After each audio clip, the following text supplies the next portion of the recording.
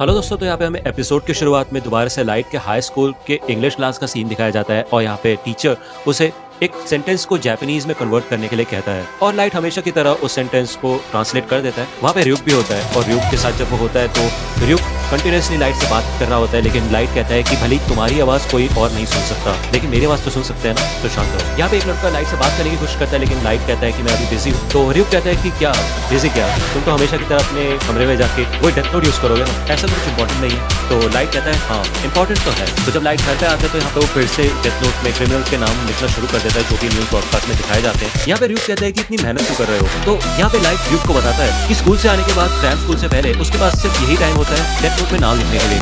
साथ ही साथ उसको अपनी स्कूल की परफॉर्मेंस भी ठीक रखनी है, तो उसको बराबर पढ़ाई भी करनी होगी। उसको नींद की भी उतनी ही जरूरत है, वरना वो क्लास के अंदर सो जाए और क्लास के अंदर तो सो नहीं सकता। और साथ ही साथ उसको अपनी मेंटल हेल्थ का भी ख्याल रखना है, तो मुझे अपने समय का सही से इस्तेमाल करना होगा। लेकिन तभी लाइट की बहन सायु दरवाजा खटखटाती है और उसे अपने होमवर्क में लाइट की मदद चाहिए होती है, जिसके बाद लाइट जल्दी से डेथ नोट को बंद करके उसके ड्रॉअर में रख देता है और अपनी बहन को अंदर बुला लेता है। यहाँ पे रियुक लाइट को बोलता है कि अगर मैं तुम्हारी जगह होता तो ऐसा नहीं करता, क्योंकि तुमने वो डेथ नोट सबसे ऊपर वाली ड्रॉअर में रखी है और मैं तुम्हें बता दूं अगर कोई और उस डेथ नोट को टच करेगा तो वो भी मुझे देख पाएगा। तो यहाँ पे लाइट मन में कहता है कि ये शिनिगामी ये बात पहले नहीं बता सकता था और वो भी इतनी इंपॉर्टेंट चीज। लेकिन फिर भी लाइट शांत रखने की कोशिश करता है और अपनी बहन की मदद करता है मैथ्स होमवर्क करने में। यहाँ पे हमें दूसरी ओर ICPO का सीन दिखाया जाता है, यानी कि इंटरनेशनल क्रिमिनल पुलिस ऑर्गेनाइजेशन। और यहाँ पे सारे देशों के ऑफिसर्स बैठे होते हैं। मीटिंग की शुरुआत में ये डिस्कस किया जाता है कि एक ही हफ्ते में 52 क्रिमिनल्स की डेथ हुई है, वो भी सिर्फ हार्ट अटैक से। उनमें से एक ऑफिसर बोलते हैं तो दिक्कत क्या है, वैसे भी इन सभी क्रिमिनल्स को उम्र कैद या फिर फांसी की सजा होने ही वाली थी, तो जो हुआ अच्छा ही हुआ। लेकिन दूसरा मेंबर कहता है कि ऐसा कैसे बोल सकते हो तुम, भले ही ऐसा होना था लेकिन इतने सारे लोगों को एक साथ मारना तो मर्डर ही हुआ। तो यहाँ पे इन सब लोगों के बीच में बहस हो जाती है। कुछ लोग कह रहे होते हैं कि ये सिर्फ एक इत्तेफाक है और दूसरी ओर लोग कहते हैं कि इत्तेफाक कैसे हो सकता है जब इतने सारे क्रिमिनल्स अलग अलग जगह मौजूद है फिर भी उनको एक साथ हार्ट अटैक आ गया, ऐसा कैसे हो सकता है। यहाँ पे इनकी बहस बढ़ती जाती है लेकिन तभी उनकी मीटिंग का हेड सबको शांत कर देता है और बोलता है कि इस हिसाब से इंटरपोल के पास एल को बुलाने के अलावा और कुछ चारा नहीं है। ये सुनते ही सारे लोग शांत हो जाते हैं और अपने आसपास के लोगों से बात करने लग जाते हैं। तो मात्सुरा चीफ से पूछता है कि एल का क्या मतलब है। तो वो चीफ बताता है कि एल एक ऐसा डिटेक्टिव है जिसका असली नाम और आइडेंटिटी किसी को भी नहीं पता। इंसानियत के आज तक के जितने भी मुश्किल से मुश्किल केस है उनको एल ने ही सुलझाया है और वो ICPO का ट्रम्प कार्ड है और जितने भी केस ICPO ने एल को दिए है वो सारे उसने सॉल्व करके दिखाया है। लेकिन तभी उनमें से एक मेंबर बोलता है कि हम एल को कॉन्टेक्ट कैसे करेंगे अगर हमें उससे केस सुलझाना है तो। और वैसे भी हमने सुना है कि वो बहुत घमंडी है और वो सिर्फ उन्हीं केसेस पे काम करता है जिनमें उसका इंटरेस्ट होता है। लेकिन उस मेंबर के इस सवाल का जवाब उसे उसी समय एक लंबा सा आदमी दे देता है जिसने काफी लंबा सा कोट भी पहन रखा होता है। उसका चेहरा छुपा हुआ होता है और उसने एक हैट पहन रखी होती है। चीफ बताता है कि वो आदमी वातारी है और ICPO उसके जरिए ही एल से कांटेक्ट कर सकते हैं। वातारी बताता है कि एल ने पहले से ही इस केस पे इन्वेस्टिगेशन शुरू कर दी है। वातारी अपना लैपटॉप ओपन करता है और डिस्प्ले पे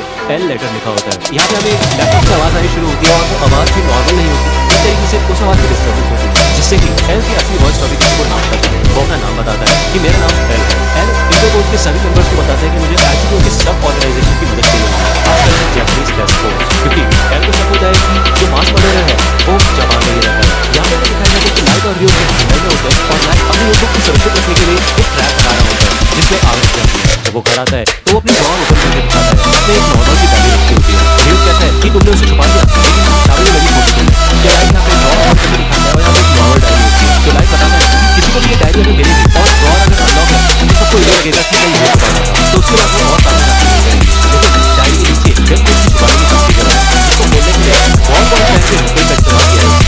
ड्रॉअर के नीचे मौजूद स्पेस में अगर वो बॉल पॉइंट पेन की रिफिल डाली जाएगी तो वो बहुत वाटर जाया जा सकता है। अब यहाँ पे हमें दिखाया जाता है कि लाइट ने कनेक्शन सेटअप कर रखा होता है डेथ नोट छुपाने के लिए, लेकिन वो सेटअप पूरा नहीं होता क्योंकि ड्रॉअर का बहुत वाटर और रिफिल की मदद से उसमें इंसुलेशन पैदा होता रहता है, यानी कि वो सब पूरा नहीं पाता। लेकिन अगर कोई भी ऊपर से उस बहुत वाटर को पैकेट से दिखा भी दे तो वो सर्किट पूरा हो जाएगा और डेथ नोट में उसी समय आग लग जाएगी। और अगर कोई पूछेगा तो मैं बोल दूंगा कि मैं अपनी असली डायरी छुपा रहा था और मैं नहीं चाहता था कि वो कोई करे, और तुम तो समझ ही सकते हो जेल जाने से अच्छा है कि थोड़ी सी आगे खेल ली जाए। यहाँ पे दिखाया जाता है कि और भी कई सारे क्रिमिनल्स हार्ट अटैक से मरते हैं और लोग लाइट को कीरा के नाम से जानने लग जाते हैं। लेकिन न्यूज रिपोर्ट्स में अभी भी अथॉरिटीज यही कहती है कि ये एक प्रकार का कोइंसिडेंस है और वो कीरा के होने को नहीं स्वीकारते। हमें दिखाया जाता है कि कीरा के लिए कई फैन वेबसाइट भी बनने लग जाती है जो कीरा को सपोर्ट करती है। लाइट बताता है कि भले हम किसी बच्चे को पूछेंगे कि अगर कोई बुरा इंसान है तो उसे मारना सही रहेगा तो वो मना ही करेंगे। ऐसे पब्लिक में भी लोग पब्लिक के हिसाब से ही एक्ट करते हैं, लेकिन इंटरनेट पे जहाँ वो अपनी पहचान छुपा सकते हैं वो अपनी दिल की बात कर सकते हैं। तो इसलिए जिन लोगों ने कोई भी बुरा काम नहीं किया है वो कीरा के साथ है और जिन्होंने कुछ भी बुरा काम किया है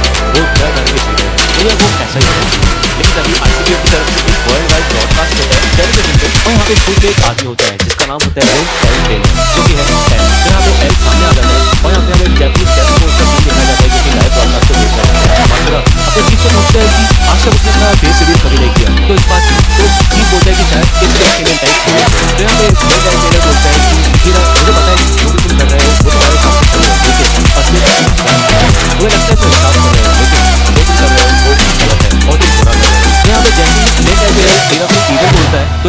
काफी ज्यादा गुस्सा हो जाता है और वो गुस्से में लेन डेल टेलर का नाम डेथ नोट में लिख देता है और कहता है कि अगर तुम थोड़े और स्मार्ट होते तो मजा आता, लेकिन तुम्हारी कहानी आज यही खत्म होगी। तो 40 सेकंड बाद लेन डेल टेलर गिर जाता है और उसको हार्ट अटैक आता है। उसको कैमरे के सामने से ले जाया जाता है, लेकिन तभी स्क्रीन यहाँ पे एल साइन पे शिफ्ट हो जाती है, जिसे देख के लाइट थोड़ा शॉक हो जाता है। यहाँ पे हमें एल की आवाज सुनाई जाती है जो कि फिर से डिस्टर्बेंस के साथ होती है और एल कहता है कि इसका मतलब तुम बिना उस जगह मौजूद हुए वहाँ पे किसी को भी मार सकते हो, लेकिन तुम ऐसे करते कैसे हो? अगर मैंने ये अपनी आंखों से नहीं देखा होता तो शायद मुझे इस बात पे यकीन भी नहीं होता। और यहाँ पे एल लाइट को चैलेंज करता है कि मुझे मार के दिखाओ। तो यहाँ पे लाइट और